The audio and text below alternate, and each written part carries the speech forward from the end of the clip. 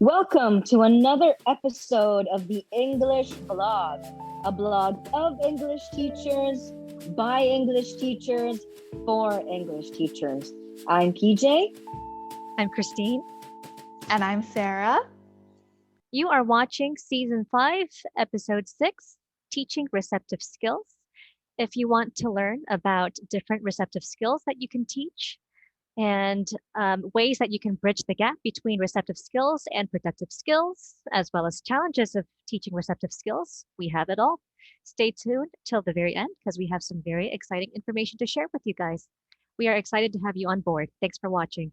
Special shout out to our listeners at 90.5 Good Vibes FM in Mindanao. You can listen to us on the radio and on digital radio. You can find Good Vibes linked on our Facebook page, also on their own Facebook page and website. Thank you, guys. Our first question for this episode is, what are receptive skills? Christine, I'm sure you have some insights. Do tell us. Receptive skills, as the name suggests, are skills that involve receiving something. And examples of that include listening and reading. When you're listening, you're receiving information like verbal language. And when you're reading, you're receiving information via written language. So that is receptive skills. Yeah, sometimes receptive skills are called passive skills, but you'll notice that on this blog episode, we call them receptive skills because they're not entirely passive. You're doing a lot. You should be actively listening and actively reading and actively trying to understand. So we prefer the term receptive skills because it gets to that idea that you're still actively participating and engaging with the language. Our next question for this episode is, how can you as a teacher execute receptive skills or receptive tasks in such a way that students have the highest chance of succeeding at them? And Sarah, Christine, I hope you don't mind if I share some of my insights about the answer to this question. I think that as a teacher, it's important to have some preparation pre-task, during the task, and after the task. So pre-task, I would say that you want to make sure that your students are very clear about what information they're supposed to be learning, absorbing and listening for on the first listening. And your task for the first listening should be what I would call a global or a general task. So your students should be listening for the gist of the information in a particular listening excerpt. I think it's important to prepare students for the task. So before, let's say you have a listening activity, I would suggest going through the instructions with the students very carefully and making sure that the students know exactly what they're listening for during the first listening. So I suggest that once you're done going through the instructions, you include having them read the questions that they are supposed to answer after the first listening. And these questions should be global or general questions that allow the students to just get the gist or the main topic or theme of the listening. Then it's always wise, since they are learning a new language, to play the recording at least twice. And the same with the reading. If you're doing a reading task, it doesn't hurt them in any way to read the text again. And during the second reading or during the second listening, that's when you want to ask them more detailed or what I would call local questions. Okay. Questions that pertain to specific points in the listening or questions that pertain to specific parts of the reading so they can narrow their focus on the details. And then what I suggest, so that it's not just about picking up on information, is that after they've had a chance to listen to the recording a couple of times or read the text a couple of times, you end with an evaluation question, or what I would call an aesthetic response. So something like, if it's an evaluation question, it would be, do you agree or disagree with the information being presented and why? And that gives them a chance to give their opinions and synthesize what information they've just been receiving. Or if you're looking for an aesthetic response, you might say something like, do you think that this piece of advice is something you could use in your life? And then, for example, and then they can reflect on their own experience, something that allows them to look at their own life to be able to relate to the information presented. And so this is my advice to you, so that your students have a well-rounded receptive task. Anything to add, Sarah, Christine? I would just like to add that, as PJ said, you're going to rely on all these different types of listening and reading. So listening for gist, reading for gist, closely listening, closely reading. And for many students, it's important to explicitly teach that, especially if this is their first time learning a foreign language. They may be accustomed to just reading really comprehensively, or they may have learned a previous language in a more academic setting where it was very, very important to read for detail. And a lot of, especially early learners, confuse reading and listening for detail for reading and listening. And so sometimes it's important to explicitly teach them, this is what reading for gist is. This is what you're looking for. This is how you find it. And doing that before you're listening is definitely a must do. Make sure your students understand what these different types of reading and listening are and when it's appropriate to do them. Wise words of wisdom as always, Sarah. Thank you very much. Thank you so much for watching our vlog episode. If you would like to reach out to us, please find us on Facebook, Instagram, LinkedIn, and YouTube, where you can find all of our past, present, and future vlogs, as well as blog content and lesson plans. Check us out at www.theenglishblog.com and across social media.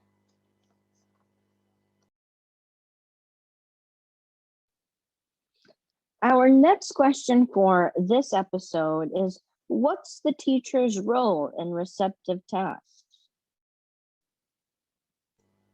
So in PJ's latest and last answer to the last question, she kind of sketched out what the teacher does, and it all feeds into their role, which in a receptive task, the teacher's role is to prepare and to facilitate. So you need to, as we were saying before, you need to prepare their students for the listening. You don't give them a topic cold unless it's exam prep. Get them talking about the topic, review any vocabulary that they might need.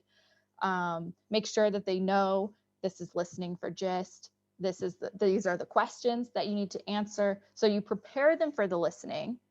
You also facilitate the listening, which means that you're the one obviously in charge of the audio or handing out the articles, choosing how you're going to have them read. Are they going to read the whole thing? Are they going to read piecemeal? How much time are you going to give them to read? So you also control that interaction. You facilitate and give it structure. And then another important role is to motivate, because a lot of these receptive tasks are really, students can feel quite afraid of them because oftentimes they're the most familiar in a past context. Lots of exams are this way. And some students can be a little bit nervous about it. And so your job is to motivate them, to let them know you can do this. You can do this listening. You can do this reading. And I've arranged it in a piecemeal way that you will be able to accomplish these tasks. They need to feel like they can, because getting them to believe in themselves on these kinds of tasks is half the battle. A lot of people think I'm not good at listening, or I just can't read that quickly. And it's not true. It's more of a confidence issue. So that's also your role. I do want to mention there's a special type of listening called live listening, which can be really useful, especially if you're teaching without a lot of tech. If you don't have a computer, if you don't have speakers, you do the listening. But it's live listening. We should talk about it more on its own episode. It's a special type of listening where you're engaging in it. Sometimes it involves a little question and answers. It's a different type of listening. That can be your role too, but don't confuse that as teaching. You're there to be the listening. You're there to just give the information. We can cover that in a later blog episode if you guys are interested.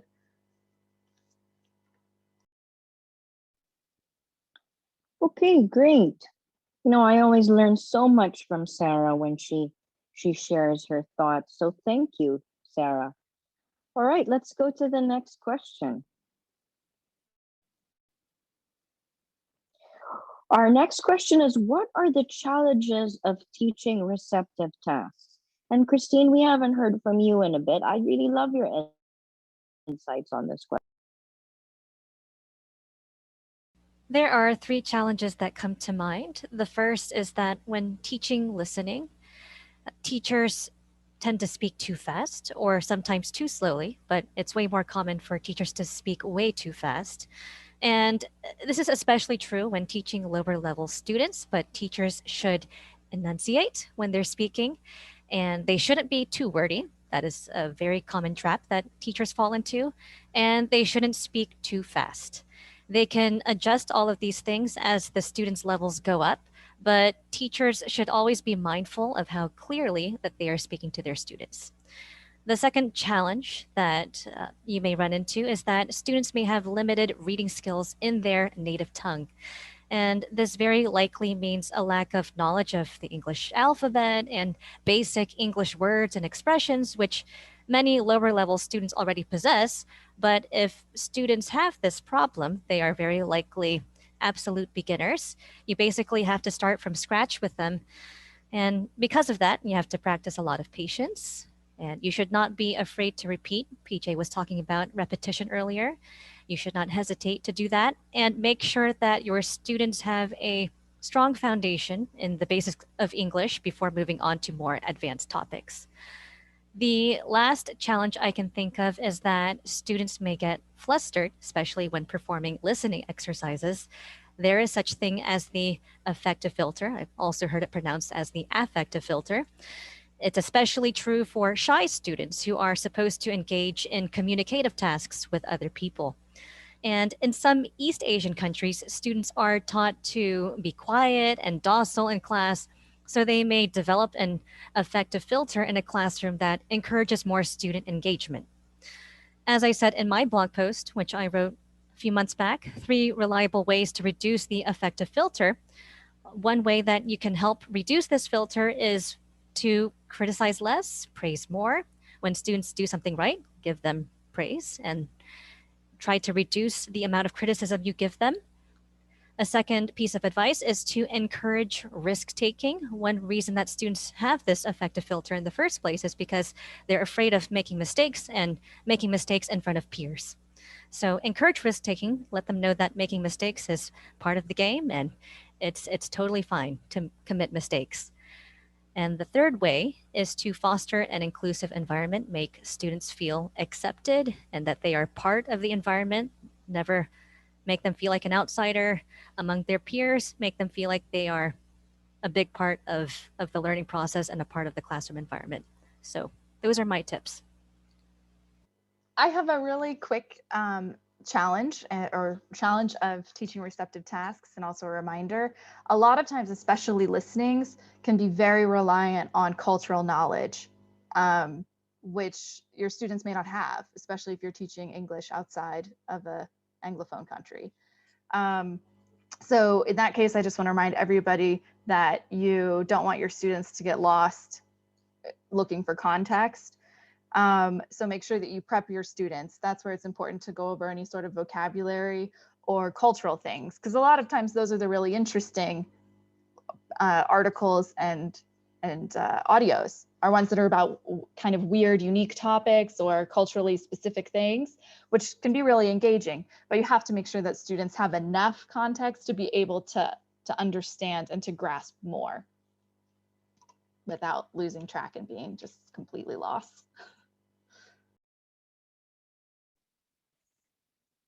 I'd also like to add that sometimes your own expectations as a teacher can get in the way of doing receptive tasks well. So, for example, we're often taught in the CELTA course that students should be able to get the information that is necessary by the second listening. It's not explicitly stated, but it's implied.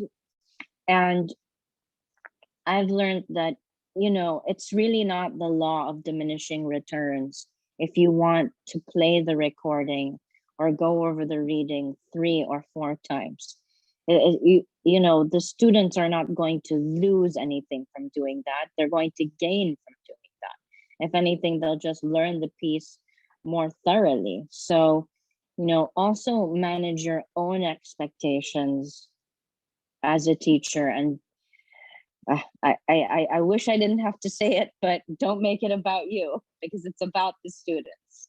So keep that in mind. Don't have these kinds of artificial expectations, and just meet the students where they are at, is my advice for you. All right, let's go to the next question. What are the ways that you as a teacher can bridge the gap between receptive and productive competence? Well, we defined receptive skills in the first question, which are skills that involve receiving something. Productive skills, on the other hand, as the name suggests, involve the production of something, and that includes speaking and writing. My biggest advice is to create tasks that combine the two, both receptive and productive skills. And examples, these are things that I've done in the classroom. Dictation. You can dictate paragraphs or discussion questions. So basically, the teacher dictates and the students listen and write down what they hear. That is combining receptive and productive tasks. They listen and then they write. Another example is reading a text. The teacher reads a text. I'm sorry, the students read a text and then they try to recite it verbatim. That also combines the two skills. There's also a speaking warm up that I've done quite a lot in class where students are put in pairs. And one of the students in the pair is a listener and the other is a speaker. The speaker speaks for 3 to 5 minutes, depending on what you prefer. And then the listener has to report back to the class as accurately as possible what the speaker said. So yeah, those are examples of mine that combine the two, receptive and productive skills. And continuing or combining those skills is a great way to reduce the gap, I think, between the two, and ensure that students don't fall behind in the development of their productive skills, which is a very common problem that students have. Students tend to have very good receptive skills and very poor productive skills, but to ensure that they develop both of them, you want to combine the two, and that'll be a great way. I think that Christine did a really great job of talking about this. And I just want to add that you can always use the language that's in the listening or the reading for a writing or a speaking activity. In fact, that's the best way for, what I would call a well-rounded lesson, because they're getting to use the same language in different skills. So that's my short summary of everything that Christine said so wonderfully. All right, let's go to the last question for today. Our last question for today is, what specific resources do you recommend for sourcing authentic video, audio, and readings? I highly recommend that you guys check out my blog post about teaching listening with all my list of resources for American English, authentic American English. I would recommend, of course, YouTube is a great one. And you can also find a lot of TED Ed videos on YouTube, which I recommend. They come with a lesson plan, they come with a transcript usually.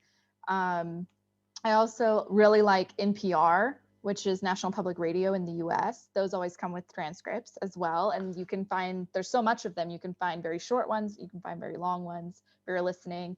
And they also have articles that go along, but aren't not a transcript. So you can do both. You can hit it from both ends.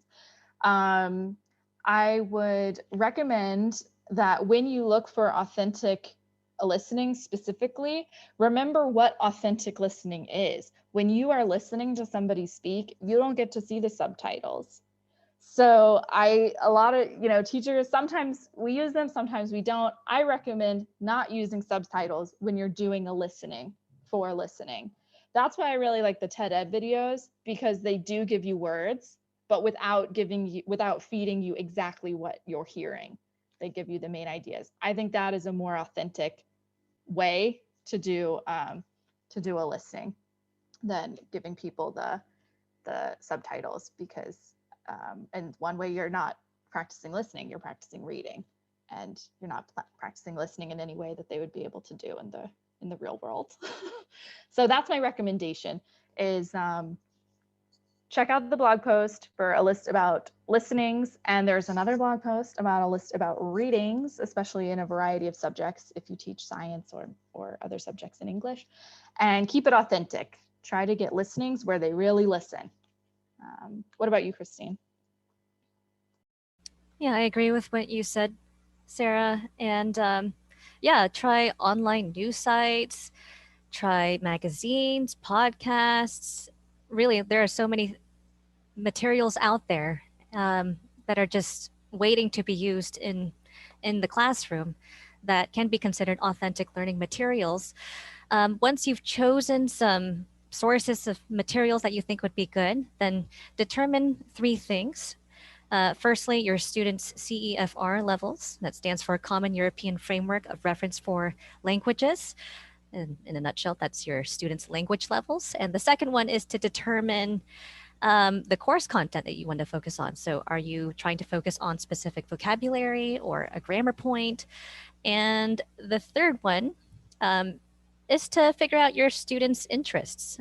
You might find out that they're interested in sports or business or music, and try to tailor, at least sometimes, the material to your students' interests so that they can stay interested in the material. And the CEFR can be determined by taking a standardized test. And I also talked about this in a previous blog post. Probably the most famous CEFR test is the FSET test, which you can easily access online. There is a free 15-minute test that can be taken, and that'll help you determine your students' level and help you tailor your materials to their level. So yeah, once you've figured out these three things, the CEFR level, the course content you want to cover, and the personal interests of your students, you can be confident that your materials will be helpful when teaching receptive tasks, and you should be all good to go. Thank you all so much for watching and listening to this vlog episode about teaching receptive skills. Please leave your comments, your thoughts, your concerns in the comments on this video, and check us out across social media: Facebook, LinkedIn, Instagram, the old YouTube. You can reach out to us across any or all of those. Leave us your comments about this topic, as well as any ideas for future topics or any questions that you have about teaching English. And be sure to consult www.theenglishblog.com for even more content about teaching English. Special shout out and super big thank you to Good Vibes 90.5 FM in Mindanao.